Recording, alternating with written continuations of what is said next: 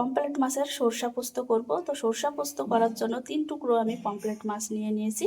তো পমফ্রেট মাছ 3টা বড় বড় সাইজের।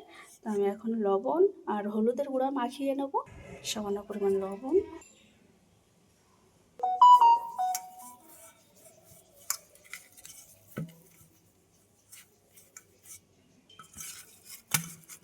ভালো করে হলুদ আর লবণ মাখানো হয়ে গেছে। আমি এখানে তেলটাও বসিয়ে দিয়েছি, তেলটা গরম হয়ে মাছগুলোকে ছেড়ে দেবো।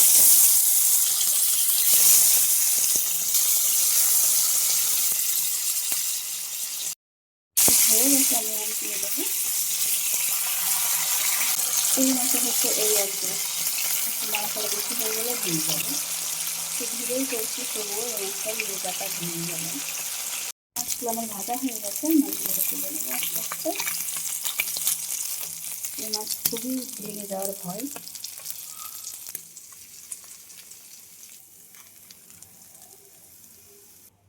দিয়ে দিচ্ছি আমি জিরা ফোড়ন, আর দিয়ে দিচ্ছি কাঁচা লঙ্কা পেস্ট,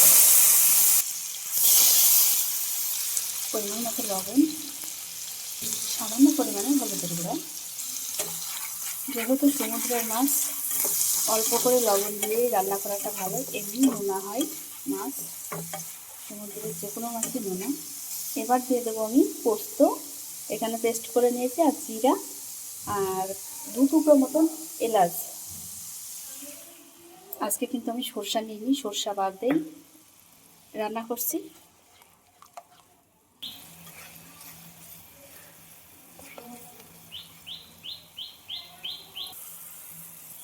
সামান্য একটু তেল দিয়ে দেবো।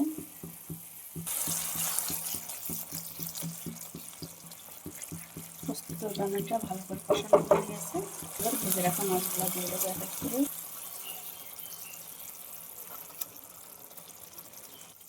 একদম সামান্য পরিমাণে আমি জল দেবো।